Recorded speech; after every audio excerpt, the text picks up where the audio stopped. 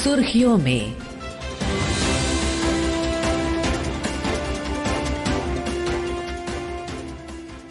ये आकाशवाणी है। प्रस्तुत है कार्यक्रम सुर्खियों में। इसके अंतर्गत सुनिए भारत और चीन के बीच 23वीं विशेष प्रतिनिधि वार्ता पर चर्चा। इसमें भाग ले रहे हैं पूर्व राजनयिक अशोक सज्जनहार और पत्रकार मनीष आनंद। नमस्कार। भारतीय राष्ट्रीय सुरक्षा सलाहकार Ajit Doval delegation level talks उन्होंने चीन में किया अपने काउंटर पार्ट वांग यी के साथ, और वहां के उपराष्ट्रपति वाइस प्रेसिडेंट हांग जेंग से भी वो मिले और 6 मुद्दों के ऊपर सहमति बनी है भारत और चीन के बीच। 5 वर्षों के बाद ये 23वां जो स्पेशल रिप्रेजेंटेटिव फ्रेमवर्क के अंदर ये मीटिंग है वो हुआ है 2019 के दिसंबर महीने में।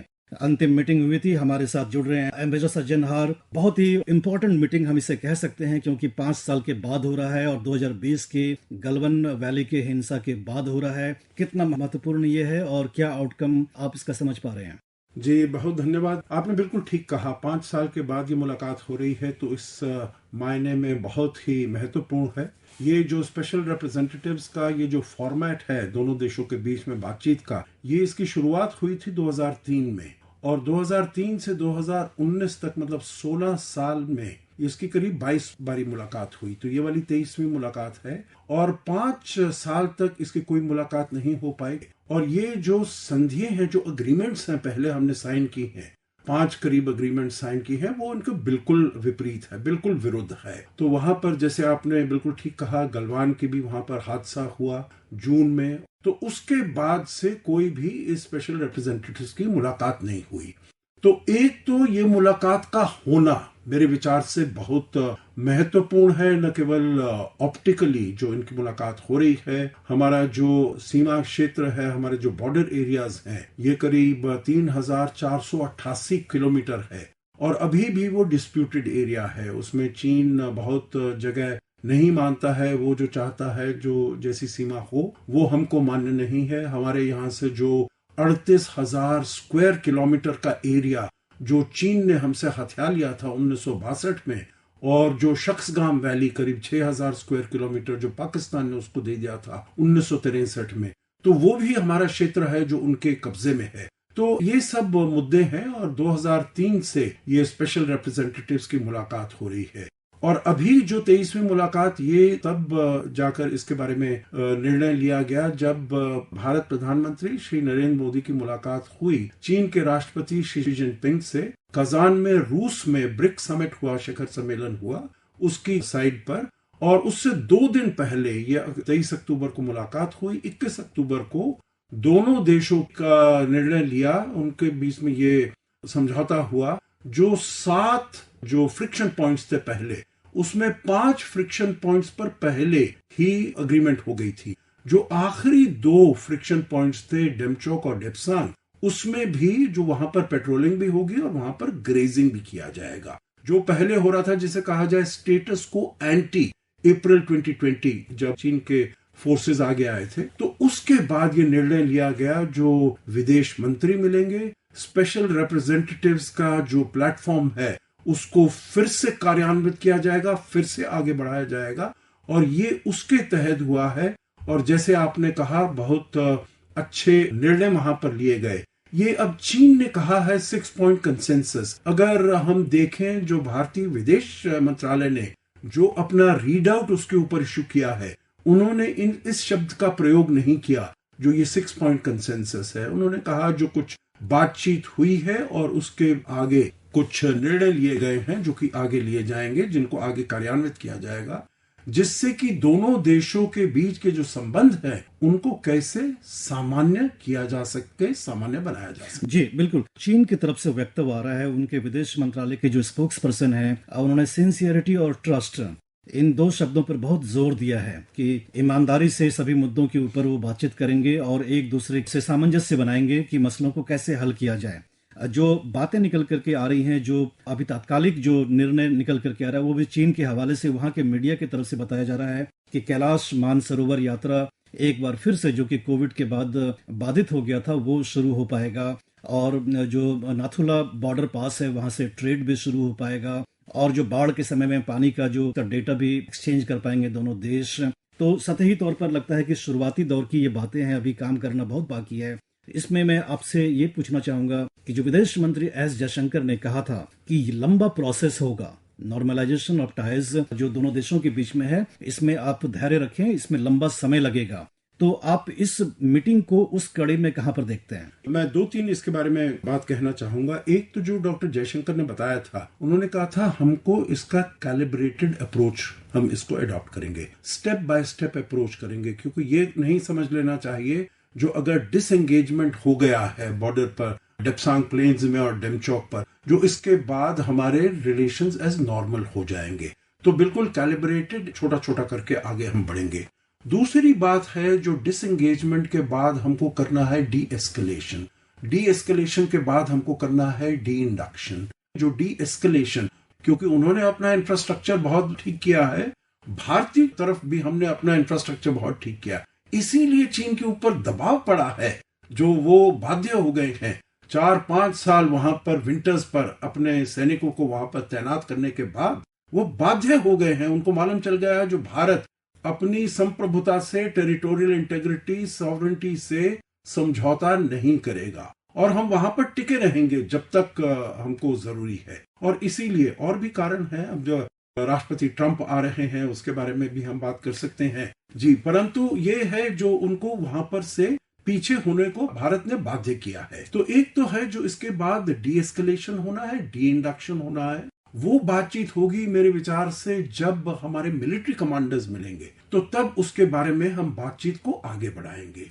तीसरी बात जो आपने कहा, जो वहां के प्रवक्ता ने जो कही है, चीन के विदेश प्रवक्ता ने कही है, ट्रस्ट की बात, विश्वसनीयता की बात। पहले बहुत हमारे समझौते हुए हैं 1993 में, 1996 में, जिसे कहा जाता है कॉन्फिडेंस बिल्डिंग मेजर्स, उनको हमने किया। जो आप अपने ट्रूप्स हैं बिल्कुल सीमा क्षेत्र में इतने आगे नहीं ले आएंगे, आप जो आपकी हेवी वेपनरी है इतने आगे आप नहीं ले आएंगे। उसके बाद 2005 में पॉलिटिकल पैरामीटर्स और गाइडिंग प्रिंसिपल्स के ऊपर समझौता हुआ, 2012 में हुआ, 2013 में हुआ। तो उन सब की परवाह किए बिना चीन ने वो अपने वहां पर ट्रूप्स ले आया 2020 में अप्रैल में। अभी तक मनीष जी वो हमको नहीं बता पाए हैं, बहुत बार उनसे पूछा गया है जो आपने उन सभी समझौतों का उल्लंघन क्यों किया, अभी तक वो नहीं बता पाए हैं। तो जहां तक विश्वसनीयता की बात आती है तो मैं कहूंगा that the ball is in Chinese court, उनको they have to walk the talk. तो जो ट्रस्ट की बात है वो वहां से चीन को करनी पड़ेगी। और आखिरी बात जो आपने कहा, कैलाश मानसरोवर और हाइड्रोग्राफिक डिटेल्स, जो ट्रांस बाउंड्री रिवर्स हैं और नाथुला पर जो बॉर्डर ट्रेड है, वो अच्छी बातें हैं, but these are baby steps लिए गए हैं, बड़ी अच्छी बात है। परंतु जो आगे का सफर है उसको पार करने के लिए उनको पूरी तरीके से चीन को ये विश्वसनीयता के साथ आगे बढ़ना। बिल्कुल। एम्बेसडर सज्जनहार, कम से कम 2 रेजोल्यूशन यूनाइटेड नेशंस में आए थे जो कि आतंकवादियों को ब्लैकलिस्ट करने का था, उसमें भी चीन ने पाकिस्तान का स्टैंड लेते हुए अड़ंगा लगाया था। वो पिछले साल के ही कालखंड में आया था। निश्चित रूप से चीन को विश्वसनीयता जीतने में अभी वक्त लगेगा, लेकिन जो डोनाल्ड ट्रंप की प्रेसिडेंसी आने वाली है अगले महीने में, कुछ हफ्तों में ही आ जाएंगी, और जिस तरह से जो टैरिफ वॉर 2017 में ट्रंप ने शुरू किया था चीन के साथ, क्या आपको ऐसा लगता है कि चीन के आर्थिक वजहों से हमको बिल्कुल ही बहुत ध्यान से इसमें काम करना पड़ेगा। एक बात मैं कह दूं, आपने जो कहा जो आतंकी हैं जिनको यूएन लिस्ट में इंक्लूड करने की बात होती है, आपको याद होगा मसूद अजहर की बात 2009 में शुरुआत हुई थी, वो टेक्निकल होल्ड उन्होंने लगा दिया था, कोई कारण नहीं दिया था।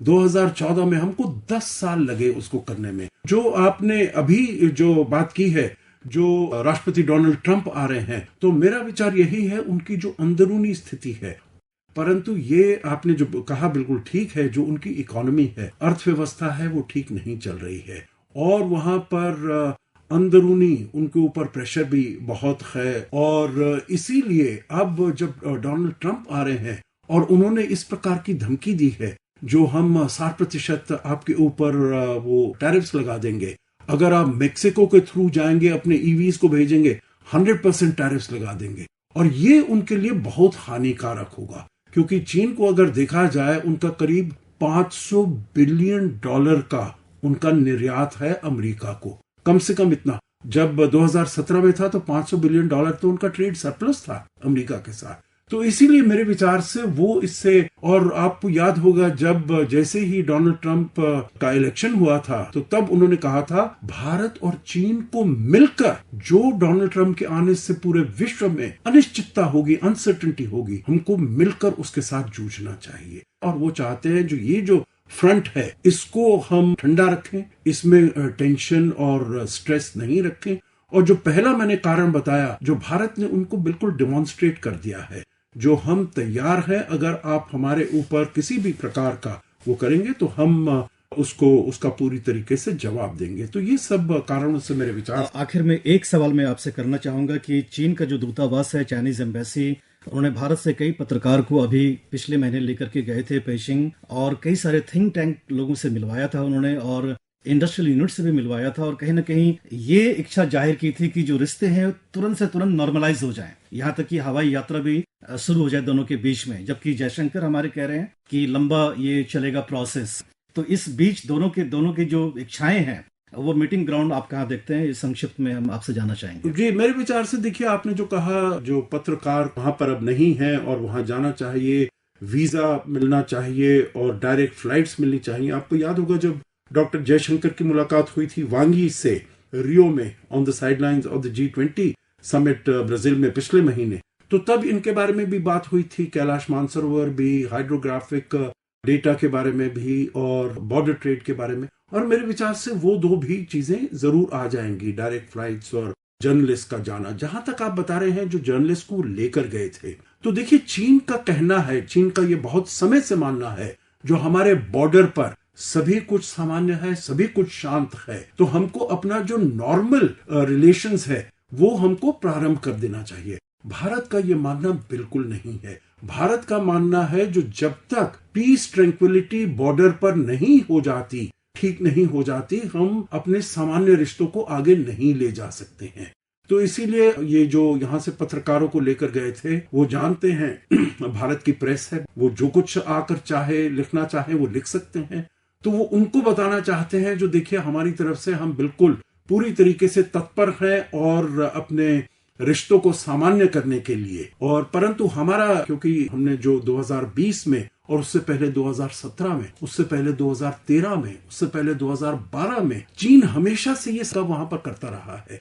तो हम चाहते हैं जब तक बॉर्डर पर शांति और स्थिरता नहीं होती, हमारे रिलेशंस वैसे नहीं हो सकते। धीरे धीरे करके हम सामान्यता की तरफ अग्रसर हो सकते हैं। निश्चित रूप से एम्बेसडर सज्जनहार ने हमें विस्तृत रूप में पूरे जो मायने हैं, अजित डोभाल जो हमारे राष्ट्रीय सुरक्षा सलाहकार हैं, उनके चीन दौरे के मायनों से हमें रूबरू कराया। एम्बेसडर सज्जनहार, आपका इस विषय पर सारी बातचीत करने के लिए हमसे बहुत बहुत धन्यवाद। बहुत धन्यवाद।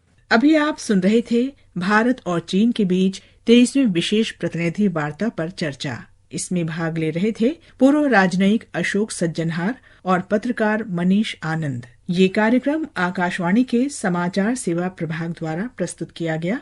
इसे आप हमारे mobile app news on AIR और YouTube channel news on AIR official पर भी सुन सकते हैं। इस कार्यक्रम के संबंध में अपनी प्रतिक्रिया आप हमें ईमेल या व्हाट्सएप के माध्यम से भेज सकते हैं। ईमेल पता है AIRNSTtalks@gmail.com और व्हाट्सएप नंबर है 9289094044।